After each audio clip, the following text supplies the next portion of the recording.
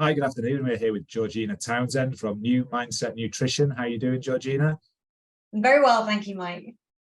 Stuff. Looking forward to the interview this afternoon. So if you could start things off by telling us a little bit about who you are, what you do, and how long you've been doing it for, please.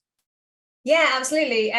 So I am a registered nutritionist and I specialize in mental well-being, mental performance, that sort of thing. So my business is twofold, really. I deliver bespoke corporate well-being workshops and programs into businesses, and I also work with people on a one-to-one basis to improve their mental health and their physical health and performance as well. So I started my company, New Mindset, in August 2020. So I guess I'm about 3 years in by this point. Fantastic. Thank you for sharing that. So in terms of how you stand out from other people doing what you do in your sector, what's your kind of unique point? What makes you different? Yeah, sure. So basically from a corporate well-being point of view, what I do is very different actually, because we put together programs and things which have got a huge focus on nutrition. So nutrition is actually something that is very lacking in the corporate well-being space.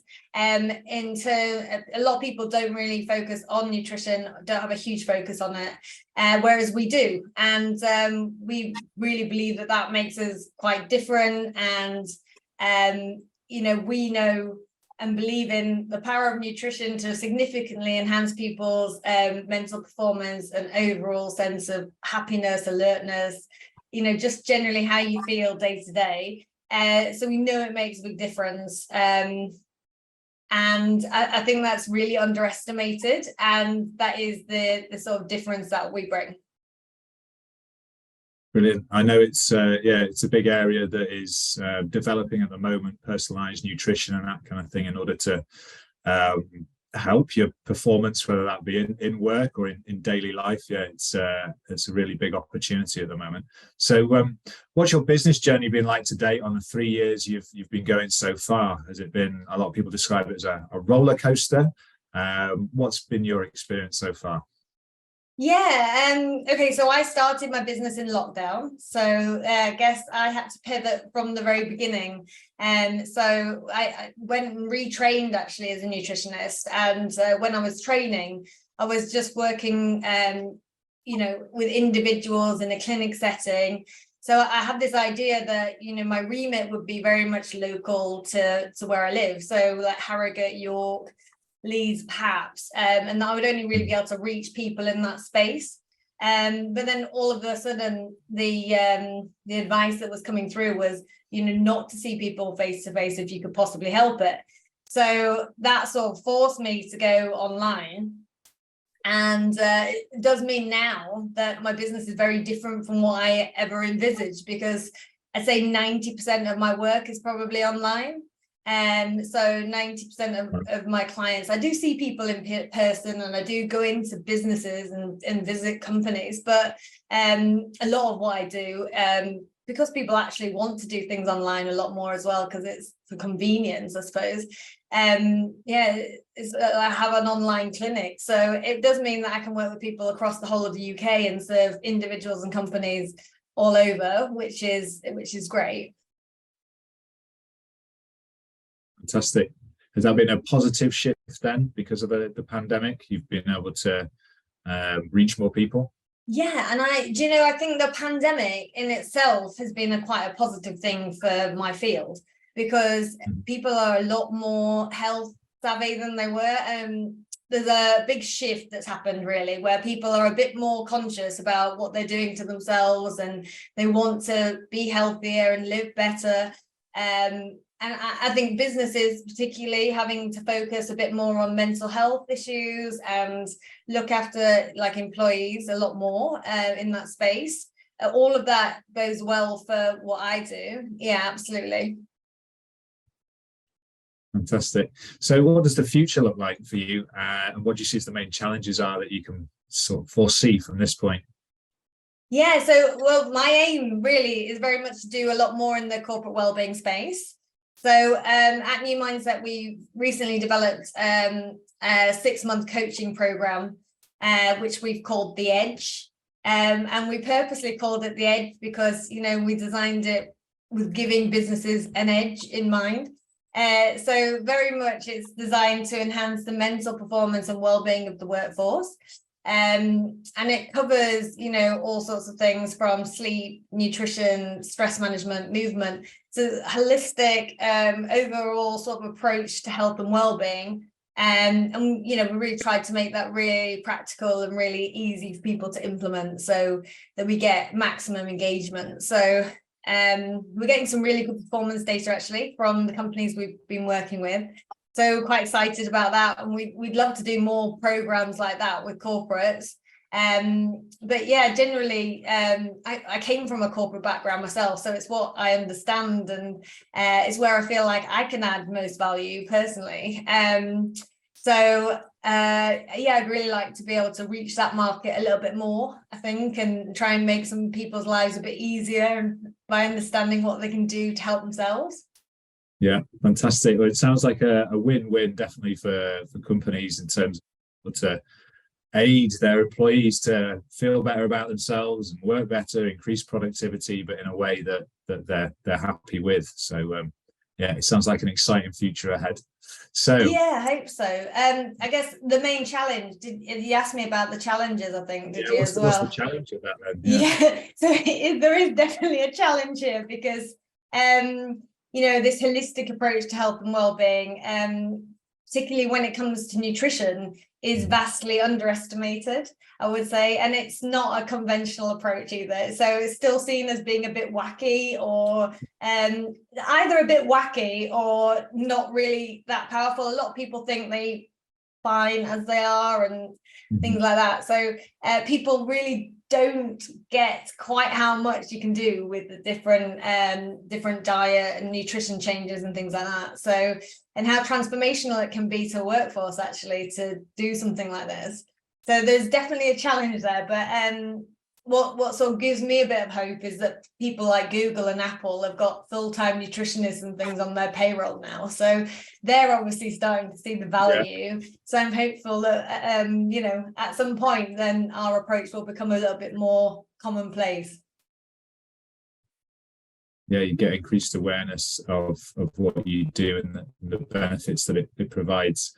I know there was a podcast recently with Bartlett, with a nutritionalist guy who's developed an app that is personalizing this space and looking at the gut as a second brain or the main brain. So you're definitely in the right area. Off the basis of me having that knowledge from that podcast, that's it sounds like you're in a great area. Yeah, the gut is the second brain, that's right.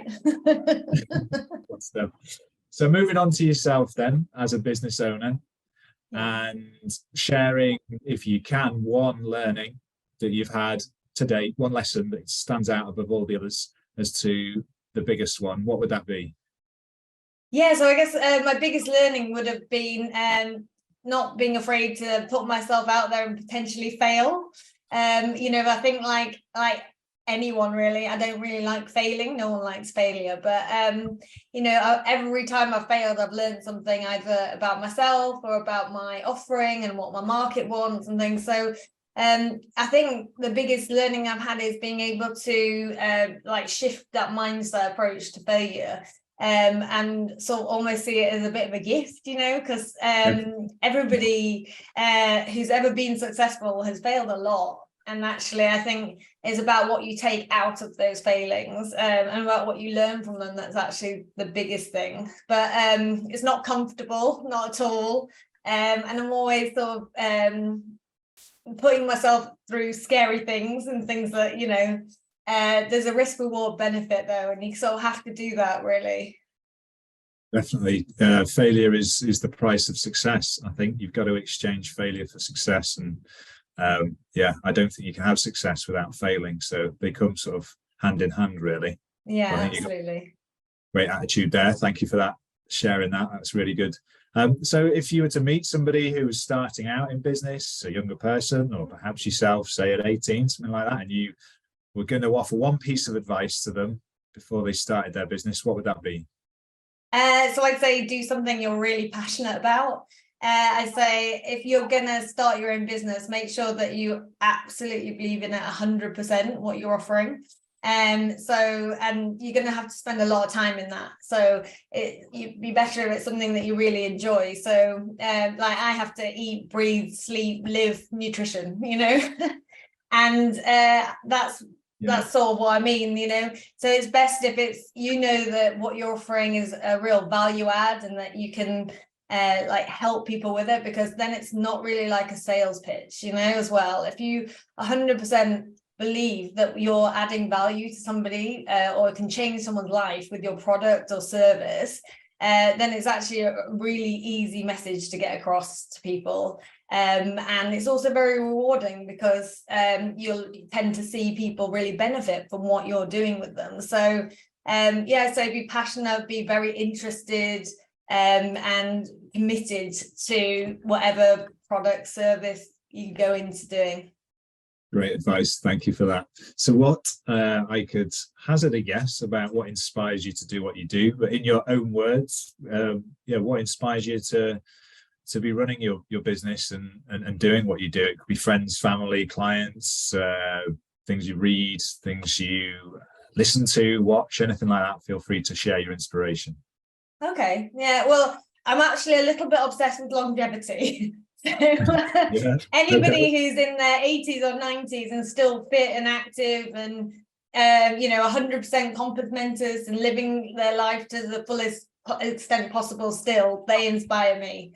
I want to be like them when I grow up. So I very much look to learn lessons from people who are living well late into life, and I want to understand what I can learn from them in order to do the same. So that's what inspires me, and I think that's a lot of the stuff that I've learned about and a lot of knowledge that I share is with that in mind, like trying to help people avoid disease, trying to help people prevent chronic illnesses before they start.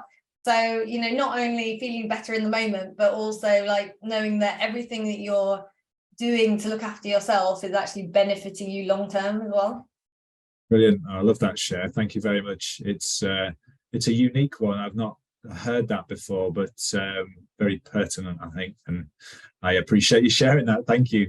So lastly, in terms of any latest news around your business, even if it's just a website for people to find where you are and work out a bit more about what you do and perhaps get in touch, feel free to let us know about that. Okay, yeah. So what I really want to do is try and set up some more business meetings with some corporates if they're interested in, a corporate wellbeing initiative with a bit of a difference.